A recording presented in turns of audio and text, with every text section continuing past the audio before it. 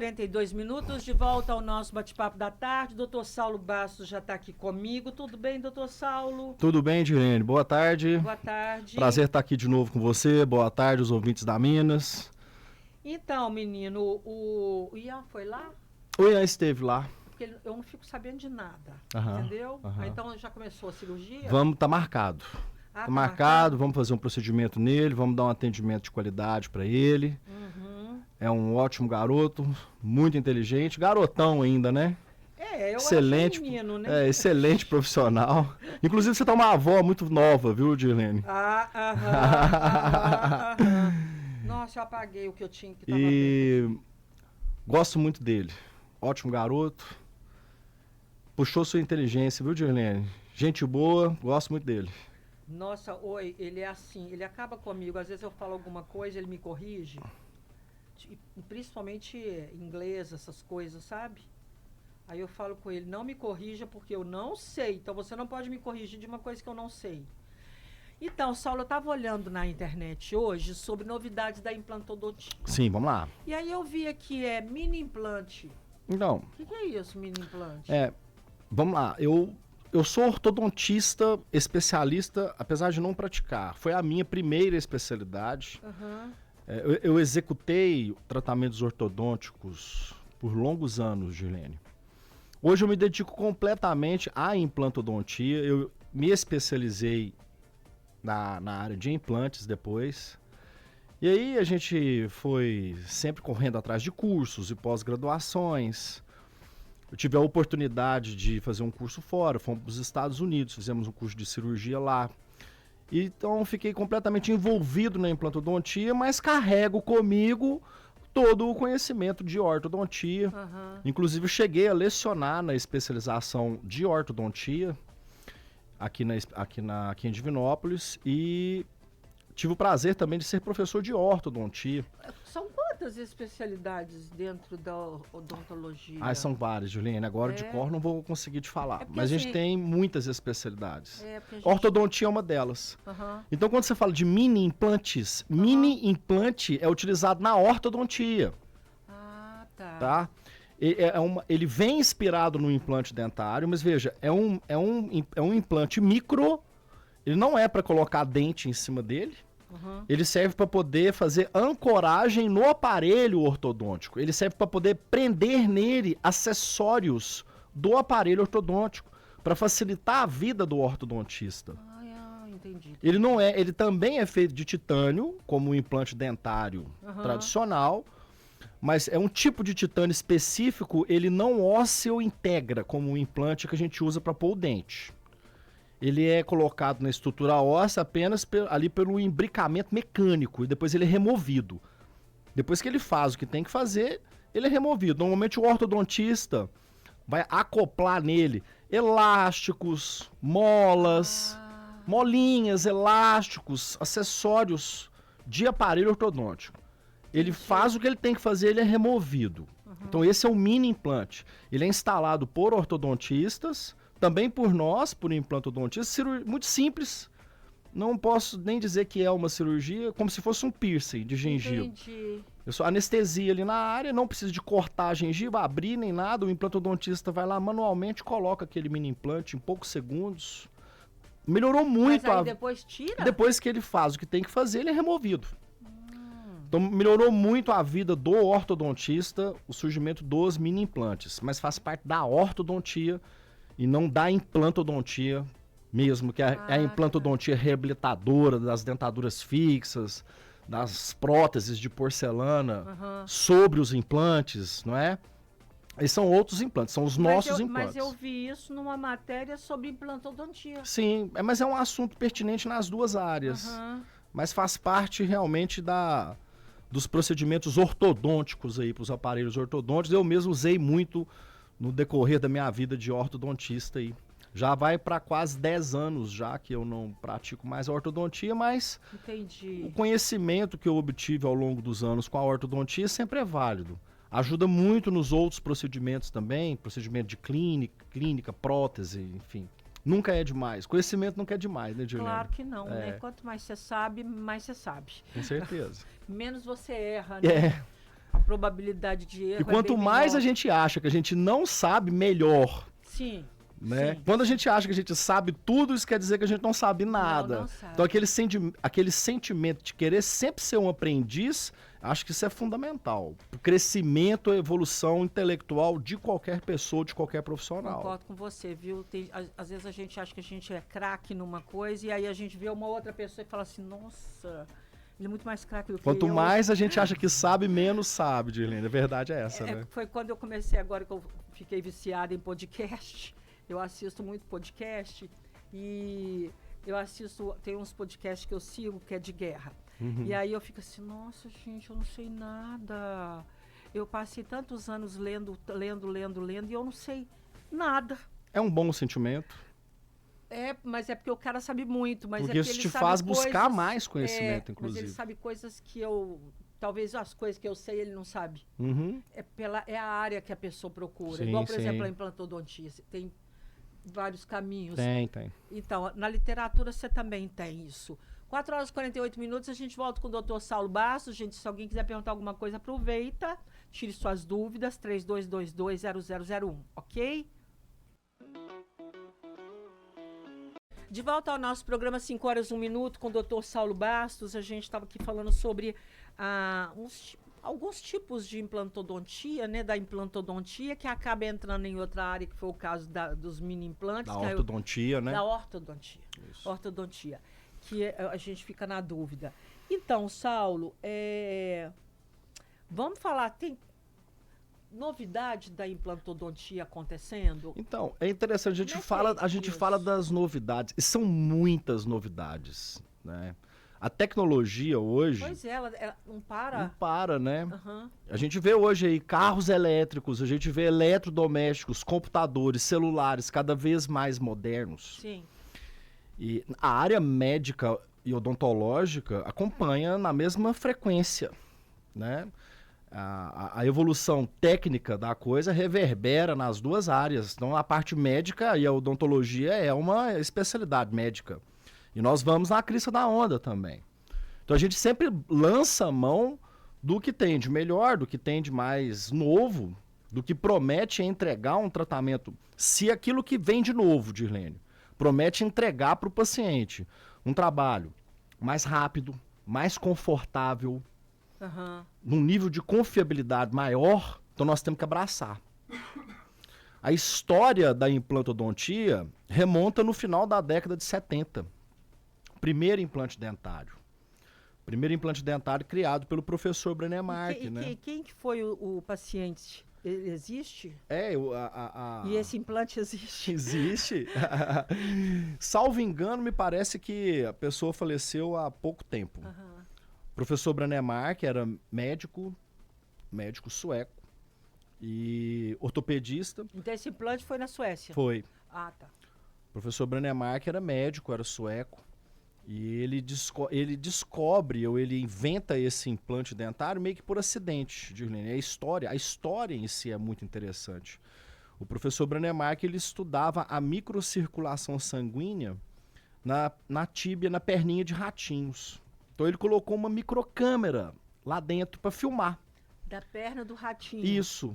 Nossa. Aqueles testes de laboratório. Microcâmera. Isso. Nossa, que investigando, olha, veja o nível disso. Sim. Nas investigações científicas do professor Brené Mark, desse ortopedista sueco, ele instalou uma microcâmera, uma filmadora, uma mini filmadora, na tíbia, no ossinho da perna de um rato, para ver como é que era a circulação sanguínea ali. Então, quando ele vai tirar essa câmera, ele não consegue tirar essa câmera. Essa câmerazinha ficou grudada no ossinho. Aí vem a ideia. Eureka! Isso, eureka.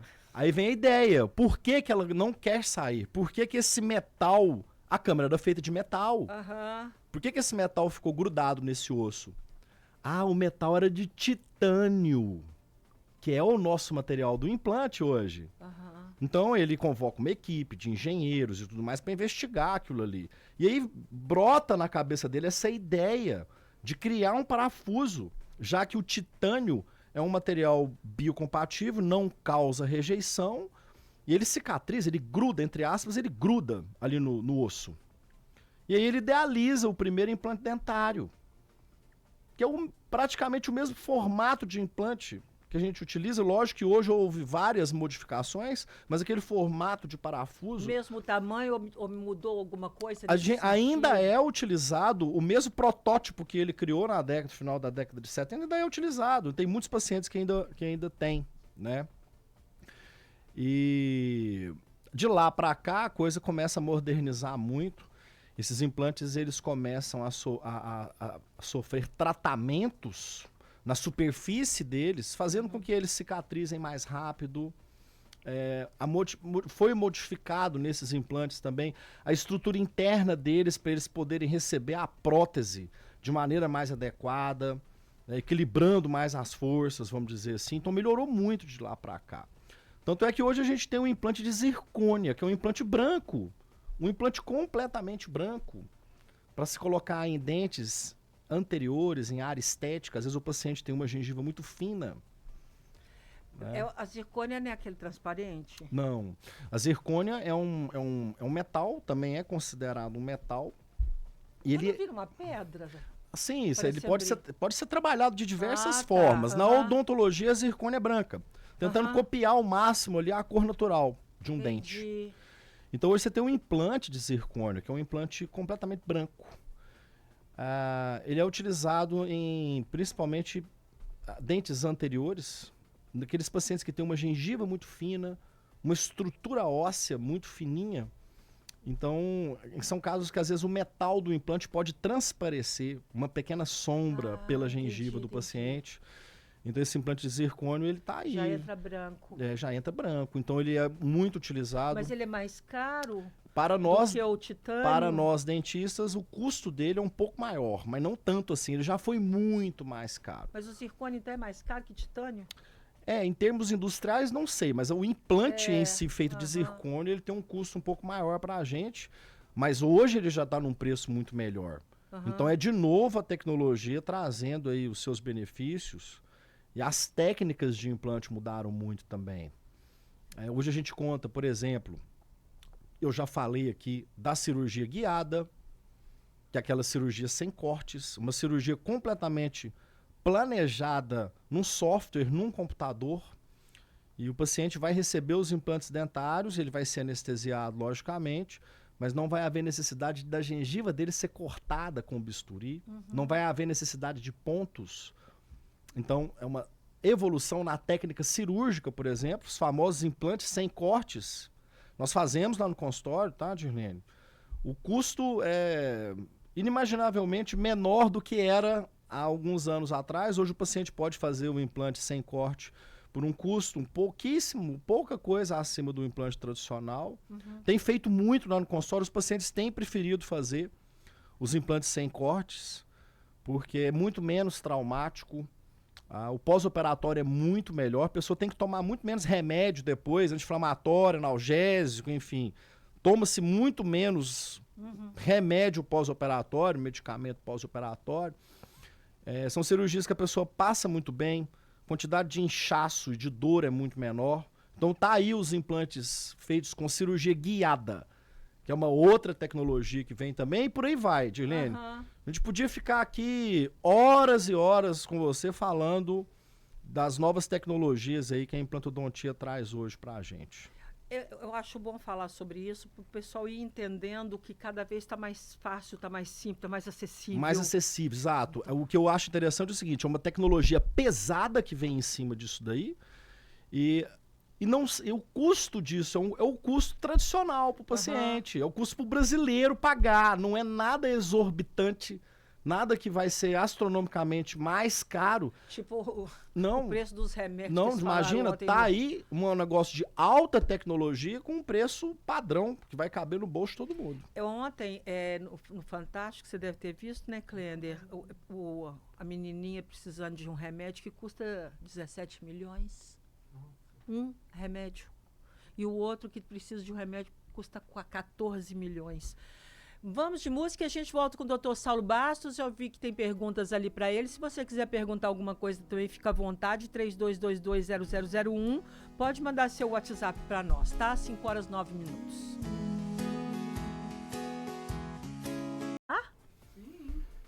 21. O tempo não passa, o tempo voa. Oi, que loucura é essa que tá acontecendo? Meu Deus, tô ficando preocupada. Tem perguntas para você? Vamos lá, ver vamos lá. aqui.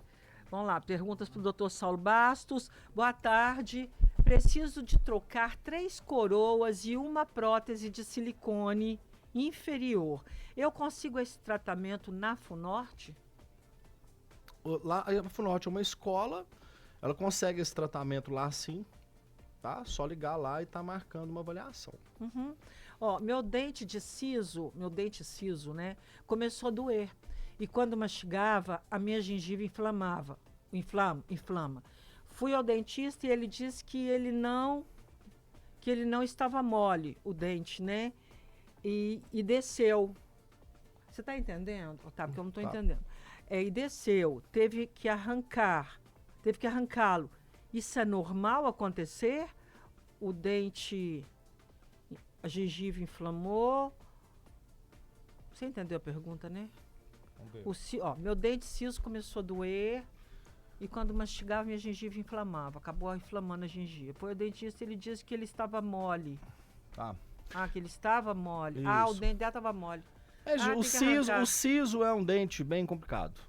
São Mole raras. ainda por cima? E não é todo siso que tem que ser extraído. Uhum. Algumas pessoas têm uma arcada grande, um perímetro de arcada grande. Uhum. Esse siso, esse terceiro molar, ele tem espaço adequado para nascer, para erupcionar, e tá lá na boca da pessoa em função, a pessoa consegue higienizar ele bem, mas isso é uma minoria, isso é uma parcela muito pequena da população.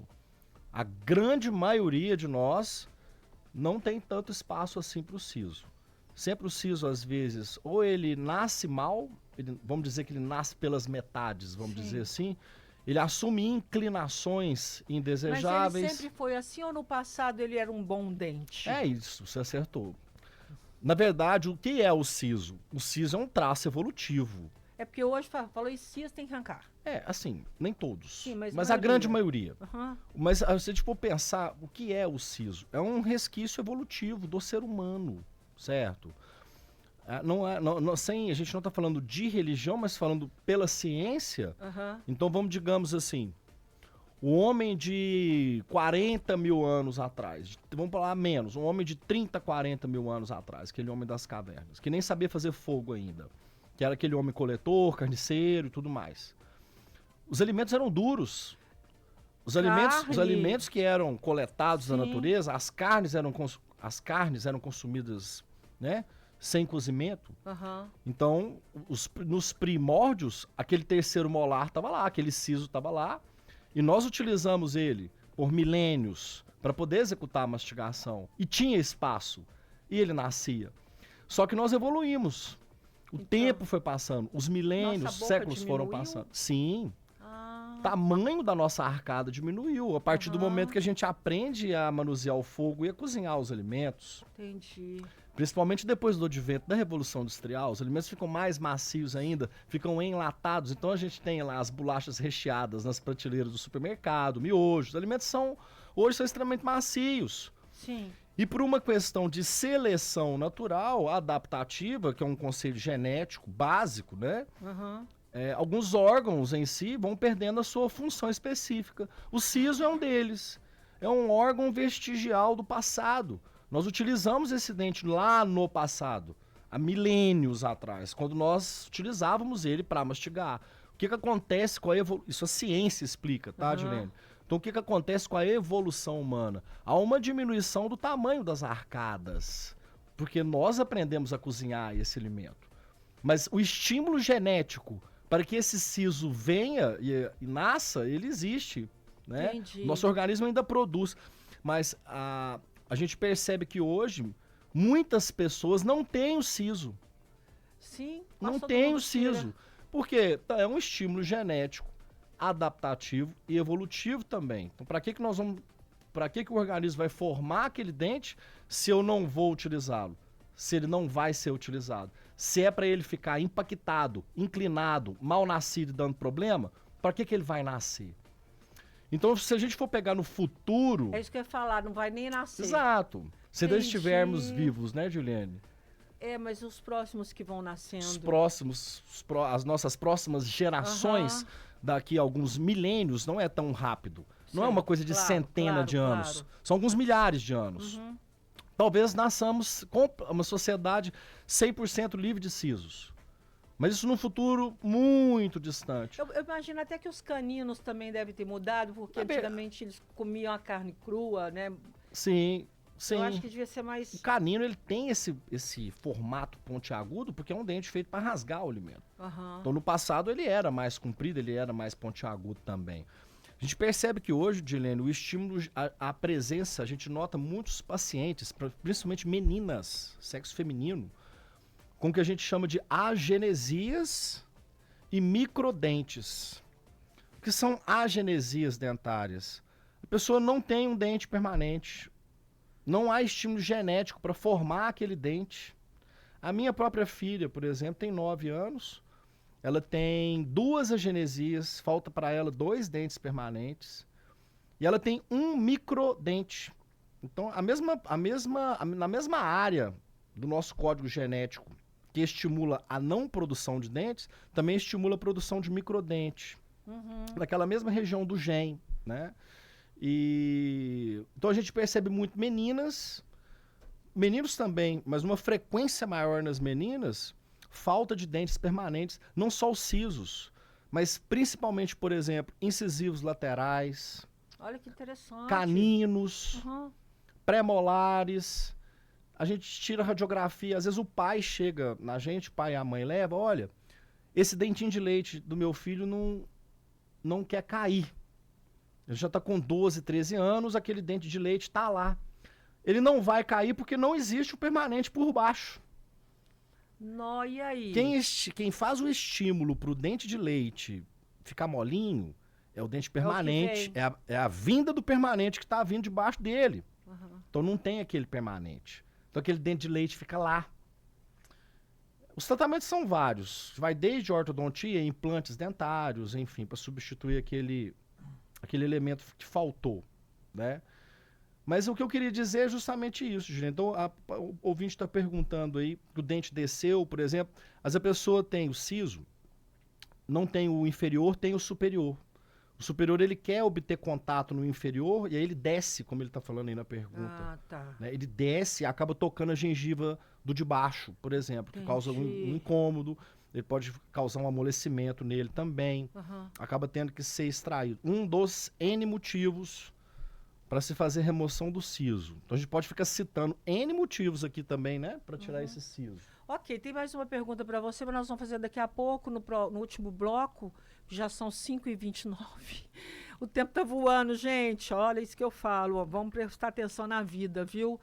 Daqui a pouco a gente volta.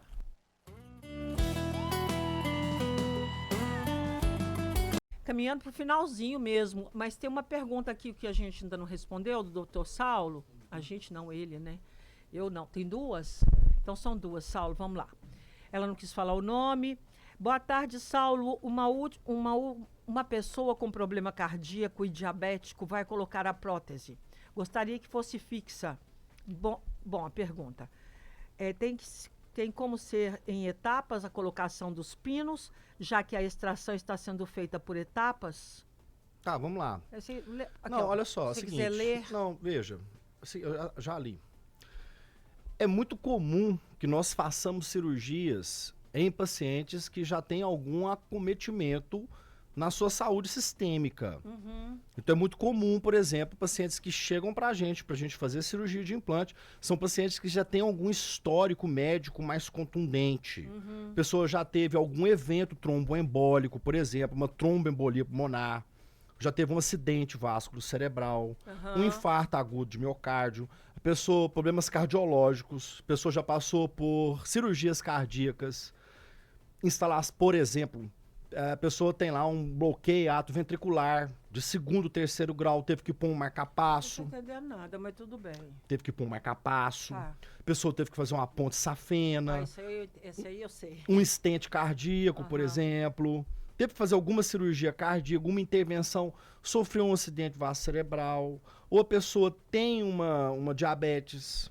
O que importa nisso é que a pessoa esteja em tratamento com o seu cardiologista, por exemplo, e que tenha condições de fazer a cirurgia. Sobre esse aspecto, a pessoa vai sim fazer um risco cirúrgico lá com o cardiologista dela. Então, se a pessoa está fazendo uso de medicamento, está fazendo as suas consultas periódicas com o cardiologista, de tempos em tempos vai lá, faz um eletrocardiograma, faz os exames, um Doppler, são os exames solicitados pelo cardiologista, a pessoa está sempre lá, o médico libera essa pessoa para ela poder fazer uma cirurgia de implantes. Veja, o fato da pessoa ser cardiopata, ser cardíaca, não contraindica a cirurgia de implantes. Cirurgia contraindica se ela tiver o quê? Descompensada. Entendi. Há muito tempo sem ir no médico, há muito tempo sem fazer essa manutenção. Então a pessoa que é cardíaca tem que estar em acompanhamento com o teu cardiologista, perfeito? Fazendo sempre exames de tempos em tempos. E é lógico, uma cirurgia dessa só é permissível ser feita sob liberação médica. Ah, tá. Nós não vamos fazer cirurgia de implante se o cardiologista desse paciente não nos liberar. Não só nós, dentista. A pessoa vai fazer uma cirurgia de catarata, por exemplo, com um oftalmologista. Se o cardiologista não liberar, ela não faz. É verdade. Entende? Sim. Então, assim, há todo um propósito em cima disso, porque a gente pensa primeiro na vida da pessoa. Então, a pessoa pode fazer a prótese fixa, sim. Não necessariamente tem que ser por etapas. A pessoa pode fazer extração, colocar os implantes dentários, já ganhar uma prótese imediata, sim. O fato de ser por etapas não quer dizer muita coisa. O que quer dizer é, sim, a pessoa estar em condições para que seja feito. Ou seja, seu médico sabe que você está fazendo esse... Isso tem que ser feito sobre orientação médica. Assim como o diabetes, por exemplo, muita gente me pergunta sobre diabetes. Tanto diabetes tipo 1 quanto diabetes tipo 2, seja aquele paciente que faz uso apenas de medicamento via oral, o pessoal conhece isso como glifage, por exemplo, metformina, né? A pessoa usa lá 1, 2, 4 comprimidos ao dia para regular o nível de glicose no sangue. Ou a pessoa usa um ou outro medicamento, um secretor, um medicamento a mais, ou até mesmo insulina. Não é só o diabético tipo 1 que utiliza insulina, diabéticos tipo 2, mais difíceis de serem tratados, eles fazem uso de medicamento via oral e também e alguns deles são usuários de insulina. Mas o que importa é, a pessoa pode fazer cirurgia de implantes sendo diabética? Então lá vai a resposta. Pode. Contanto que ela, o mesmo esquema do cardiologista, ela tem que estar em dia com o endocrinologista que cuida dela. Essa daí precisa dos dois médicos. Tá aí com os dois. Então, às vezes, só o cardiologista pode estar regulando essa glicose dela aí também. Então, tem que estar... A pessoa toma medicamentos antihipertensivos. Às vezes, além de toma 1, 2, 3 medicamentos antihipertensivos. Toma lá o remédio para diabetes também. Muito comum, Dilene. O paciente chega para mim, doutor... Eu tomo losartana, são medicamentos comuns que eu tô falando aqui no rádio, que muita gente toma e vai se identificar. O paciente é diabético e hipertenso. Então, doutor, tomo losartana, tomo hidroclorotiazida, tomo nifedipino para pressão. Exemplo, tem vários. Ah, doutor, tomo também glifage, 2, 3 comprimidos por dia, tomo glicazida, tomo NPH, que é insulina, 2 vezes por dia. Não importa. Não importa o número de medicações que você toma. O que importa é que tem que estar controlado. E o médico da pessoa, no caso, o endocrinologista que cuida dessa diabetes, o cardiologista que cuida dessa cardiopatia dessa pessoa, liberem essa pessoa para a cirurgia de implantes. Não é que é contraindicado. As medicações existem para isso, Juliana, para controlar essas patologias. Então a pessoa pode fazer uma cirurgia de implante, sim, vai cicatrizar bem, sim. Tem outra pergunta. Agora a gente vai ter que ir mais rápido. Boa tarde, Dirlene, parabéns pelo programa, obrigada. Pergunta do doutor Saulo se é possível fazer um tratamento de uma dentadura fixa em 48 horas. É possível. É? É possível. Em 48 horas? É possível, Juliana. Eu não entendi a pergunta, não. É possível. Eu vou mais longe, a gente consegue fazer em 36 horas. Peraí, o que é uma dentadura fixa? Vamos dar um exemplo aqui. Você vai chegar lá no consultório, às vezes você não tem dente. Ah, tá, isso que eu ia perguntar. Então já tá Vamos sem supor, dente. às vezes você não tem dente, ou às vezes você tem os dentes, mas os dentes estão ruins, já com indicação para serem extraídos. Nível de cárie muito alto, perdas ósseas, doença periodontal. É aquele caso que você vai entrar fazendo as extrações para a pessoa, por exemplo, fazendo a instalação dos implantes dentários e já fazendo a dentadura fixa. Então o ouvinte perguntou se é em 48 horas, vou menos, a gente consegue em 36 horas, às vezes até em 24 horas. Uau! Tá? Então é bem rápido, bem rápido. Mas isso vai depender do que, principalmente? Duas palavras. Com relação ao osso, porque o implante é um parafuso, gente. O parafuso vai no osso. Então esse osso depende de duas palavras. Quantidade e qualidade. Tem que ter uma estrutura óssea um pouco mais densa. Porque aquele implante, quando ele entra igual um parafuso. Ele tem que entrar com certo atarrachamento, com certo apertamento, que a gente chama na implantodontia de torque. Ou na física, é o torque da força que aquele implante vai entrar. Ele dando um torque mínimo necessário naquele osso, a gente já pode terminar a cirurgia e já começar a fase da prótese. Às vezes em 24 horas a pessoa chega num dia, Gilene, tira os dentes, instala os implantes, no outro dia ela já está com a dentadura fixa na boca. Uau! Viu? Isso é bem possível, tá? Respondendo o ouvinte aí. Então eu vou agradecer a sua presença. Ô, Gilene, eu falei muito hoje. A gente sempre fala muito, Saulo. Falo muito, eu e você. Nós dois. É tanta informação. Nossa. A gente quer falar tanto para os ouvintes, né? Aham. Eu trago esse conteúdo da implantodontia, é tanta coisa, Gilene, é tanta novidade, é tanta coisa boa acontecendo hoje na implantodontia. E os pacientes, as pessoas têm só a ganhar com isso. E o que mais me impressiona são os custos. Isso antigamente custava muito. Hoje o custo disso é aquele custo básico, qualquer um consegue fazer, né? Desde o público A até o público E, F, todo mundo tem condições de estar fazendo esse tratamento. Então, fica aqui, Juliane, meu agradecimento, meu convite para os ouvintes, quem estiver realmente necessitando de um tratamento com implantes dentários. A pessoa às vezes já usa dentadura há muito tempo, usa um rote há muito tempo, está com mau hálito muito forte, está com os dentes com mobilidade, chegou a hora. Fazer um tratamento com implante, fazer uma dentadura fixa, recuperar a mastigação, a autoestima, a autoconfiança. Tamo lá para isso, tá, Dirlene? Nosso telefone é 3221-2532, 3221-2532. Só nos ligar, marcar essa avaliação, vai ser um grande prazer. Desejo a todos uma excelente semana. Também para você, e desculpa, eu estava marcada hoje, gente, eu não fui. Eu achei que era amanhã, Correria quer dizer, do dia a dia. amanhã eu ia estar lá. Amanhã tem cirurgia.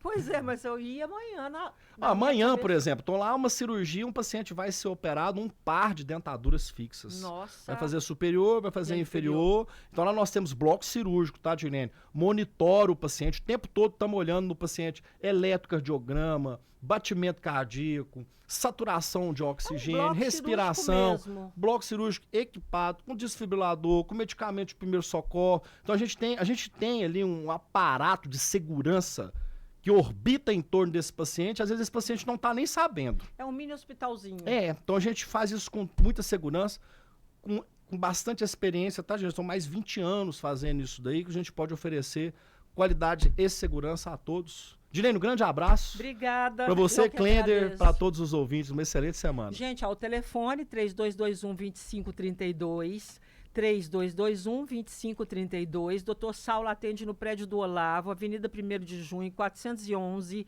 sala 207. Acertei? Acertou, Juliana, é isso mesmo. E Dr. Saulo também no Facebook e no Instagram. Isso, Dr. Saulo Pereira Bastos Filho. Só entrar lá, pode seguir. Tem umas fotos de academia, eu gosto de malhar, viu, gente? O pessoal vê foto de academia. Vai estar lá a foto do consultório também, alguns procedimentos, nossas cirurgias, enfim, tá tudo lá. Ok, obrigada mais uma vez. Eu que agradeço, Juliane. Vou ligar lá para corrigir meu erro e marcar